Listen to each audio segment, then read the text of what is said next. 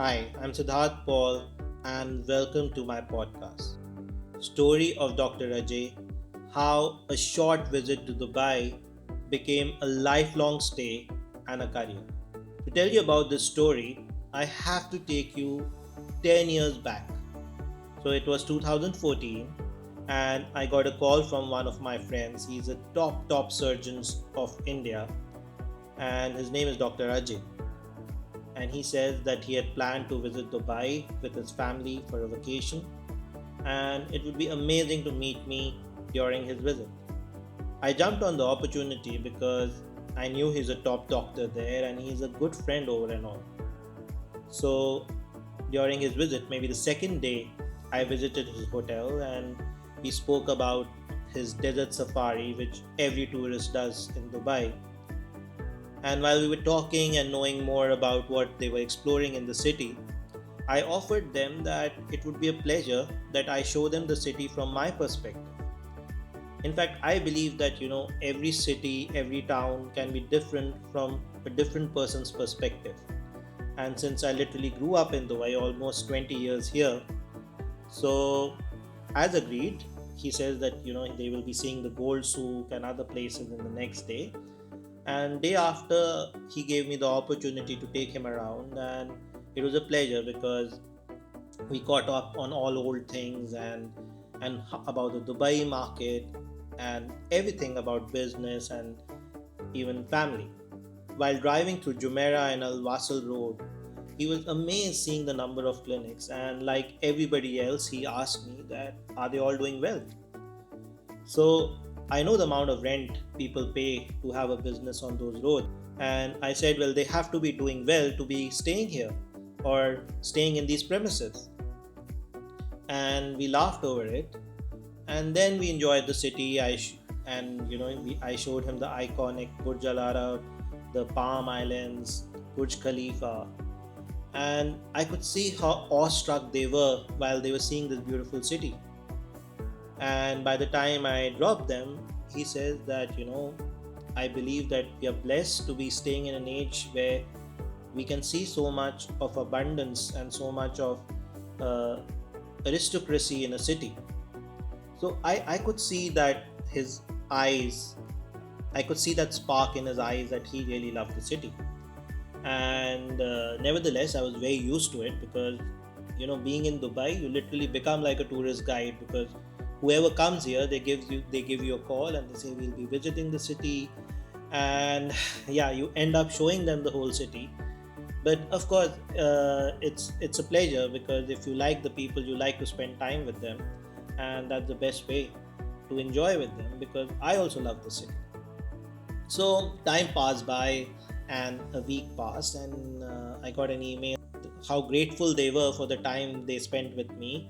And in fact, they really fell in love with Dubai, and they wanted me to find a way that they can move their base to the city. It was quite obvious when I was showing him around. I could see that maybe he want to move here. So we had a conversation for the next weeks, and I told him that, Doc, you are doing so well in India. You're making a lot of money. You have a family, and Dubai is an expensive city. Coming here, it looks, grass is always greener the other side, and it looks definitely the most inviting place to be in. But it is expensive, and I would rather suggest that he should take baby steps in moving here than moving full bag and baggage with no planning. So he agreed with me, and he said, yeah, he has a cushy job in Delhi, and it was not easy to leave. However, I could see a conviction in him that it's now or never.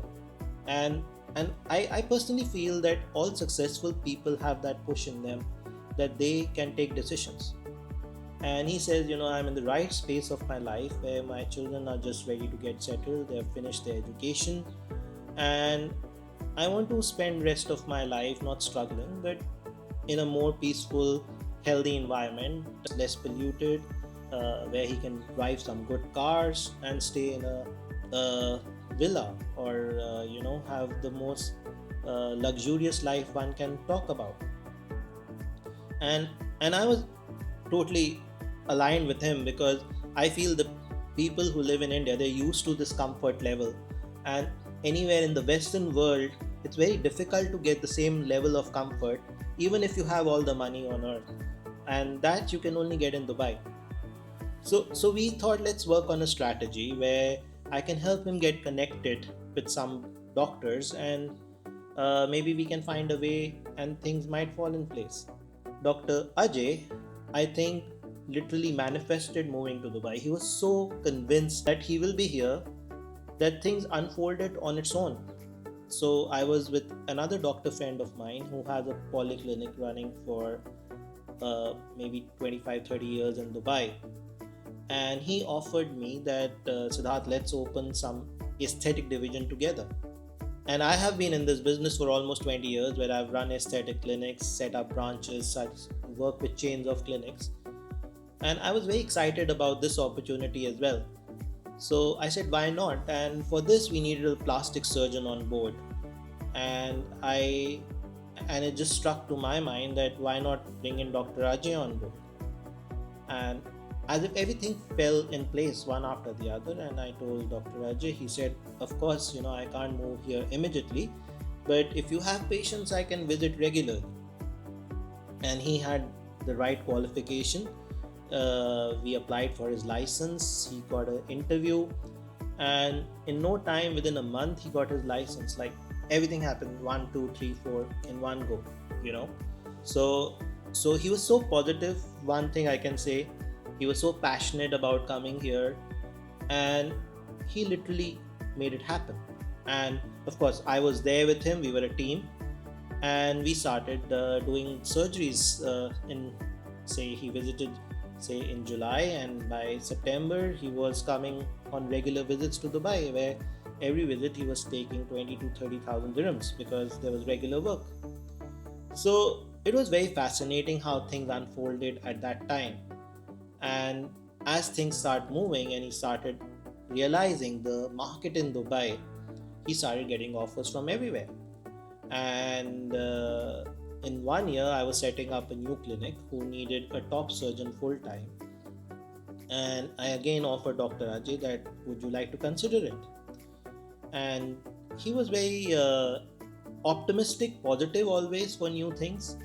And he said, why not? And I introduced him to the clinic.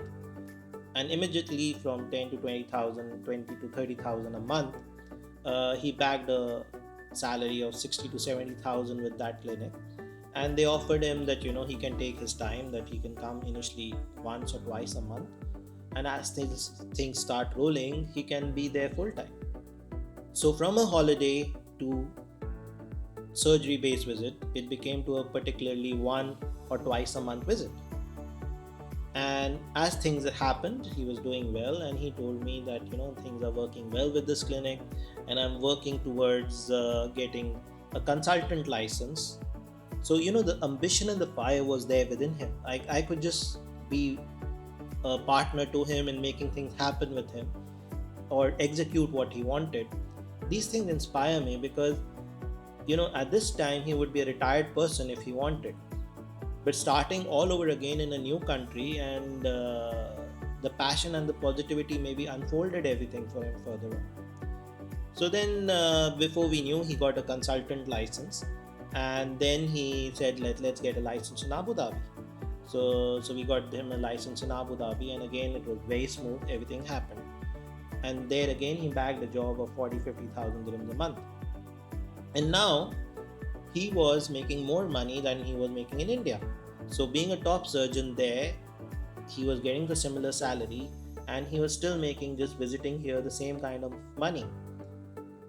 And I think this was the right time, just within 1.5 year of all this journey, that he took a call that let's move to Dubai.